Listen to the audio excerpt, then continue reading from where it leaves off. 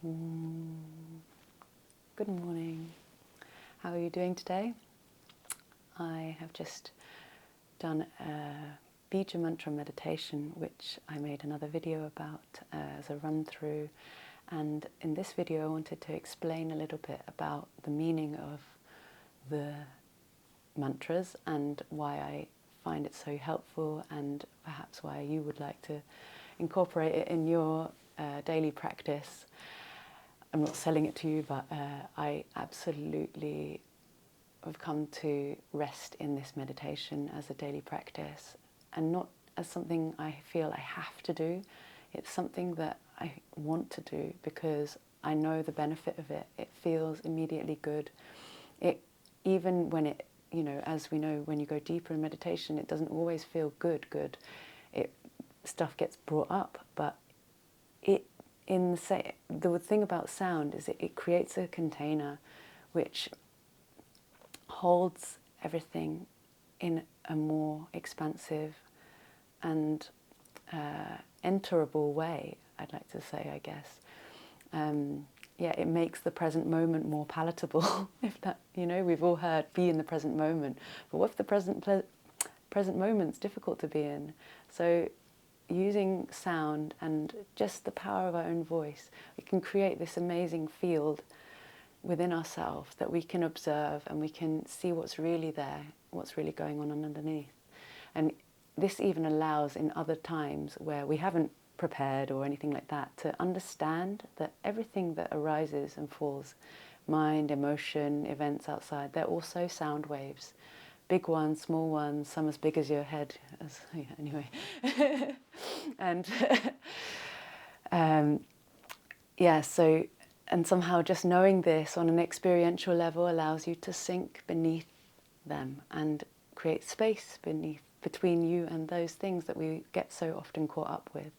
So this is just the foundation of using sound as a practice anyway. And apart from this bija mantra meditation, there are some other aspects which I'll talk about in other videos, but today we will focus on the bija mantras. So bija it means seed, and mantra it's a sound. These are sounds which have the capacity to change the mind, to cut through the mind, to pacify the mind. Often they're Sanskrit, and those are the mantras I usually use, but in Western terms, this is also referred to something that you repeat over and over to affirm yourself within yourself. But the power of Sanskrit mantras are that they are blueprints of fundamental sounds which we experience in nature. So this is before we have created anything with our mind about them. And the bija, so we go back to the seed, these are the seed sounds of the elements. And in Ayurveda, some of the basic principles are that everything that we experience is made up of the 5 elements. And these are earth, water, fire, air, and ether or space. And each of these has a blueprint sound. So earth is lam, water is vam, fire is ram, air is yam, and ether is hum. And these are all also associated intimately with each of the chakra points along the spine. So hence in my other video you will have noticed that I said focus your attention now at the base of the spine, at the sacrum, at the navel, at the heart space, at the throat, and then between the eyebrows, which is where we can also focus the Om sound, as this is the seat of our conscious awareness here. So I don't put too much emphasis on the chakra side of things. It's just simply placing the awareness there and allowing the mantra to do whatever it needs to do. And from our side, or from my side, I just have this attention of, in a way, contemplation of this element. Yeah, so it's not thinking about it, it's not like doing anything. And it's like if you were just to consider earth, consider the earthiness of earth, putting your hands into soil, what are the qualities of earth? Or even if that's too much, especially at the beginning, just focusing on the word earth or feeling earth. That's that's enough to start with, because the sounds of Lam already contains everything it needs to. And intention can make a sound practice even more powerful, but when you're just starting out, it's just sometimes good enough to know that actually just making the sound in the right way will produce the effects, okay? So, and obviously in the background, having a kind of good intention for yourself overall that, yeah, may this be something of benefit to you, it's helpful. So, yeah, so each of these sounds represent the blueprint of these elements which we're all made up of. And there's a process of, going back to the basic principles of sound once again, there's a principle in sound healing and sound therapy called entrainment, and this is also known to physicists as well, where if there is a strong vibration of one thing, it can entrain, it can create other things which also have a capacity to vibrate into its vibration. So one of these experiments is where they've had two metronomes in a room, and they are beating at a different rate, and then they will eventually start to beat together at some point. And you can also read about this, called the Mozart effect, where one person can, tune everybody else with the sounds of the universe. And so what we're doing here is just making that process of, like, you don't have to go anywhere, but you can just do this at home. You are tuning yourself to the fundamental blueprint of nature. Your nature, my nature, the nature, nature. There is no difference. It's like, it's a universal thing. And because of this, it's not really, it's not religious, it's not even spiritual, it's just nature, you know. So, and that's in a way why I love it so much, because I've also found it doesn't really conflict with any other practices that I do.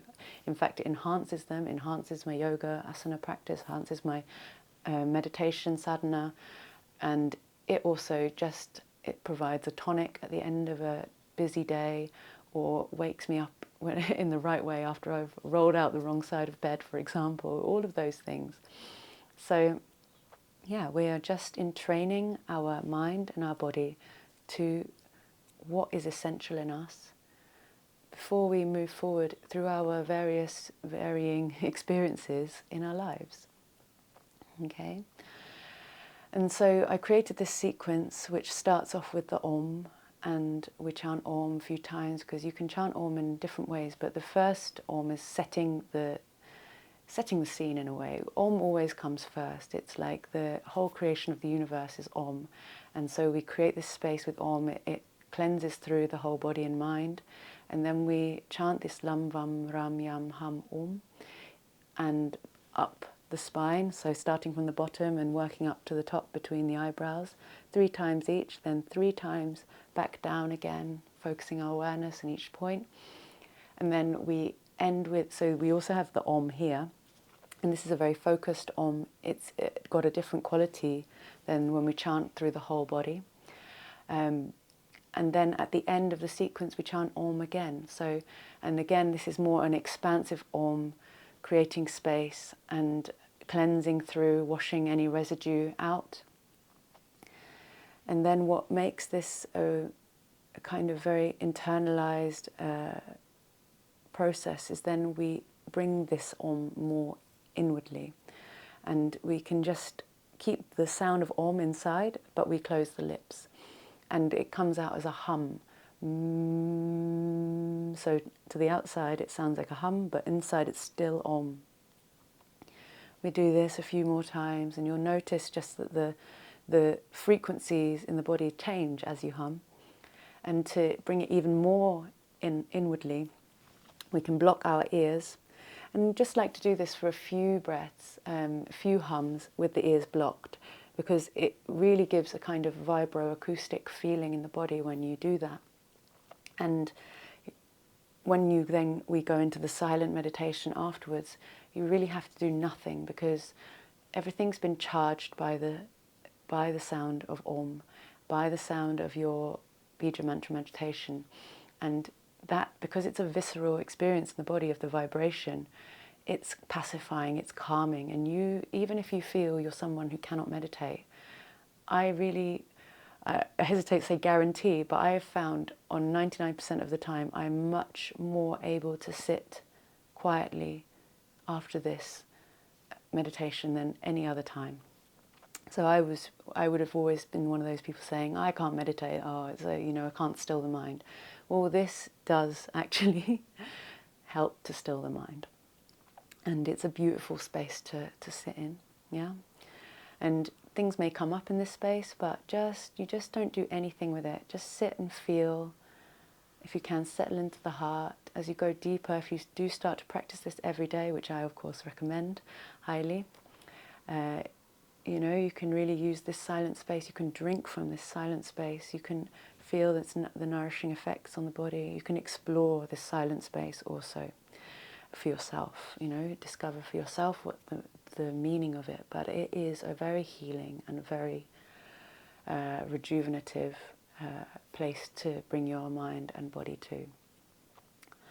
And yeah, so with all of the meditations that I will post or the soundtracks, you can always just pause them at this point and sit as long or short as you like.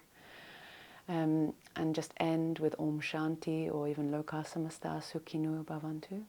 And yeah, go into your day, do some sun salutations or whatever your other practices are, and just observe the effect of the sound on your mind and your body.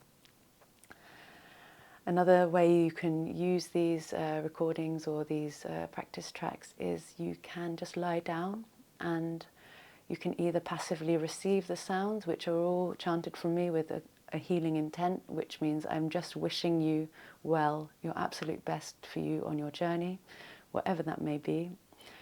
And you can just receive that. Or you can also chant along whilst lying down, yeah? And it will have a different effect than sitting up, but it can be very restorative as well.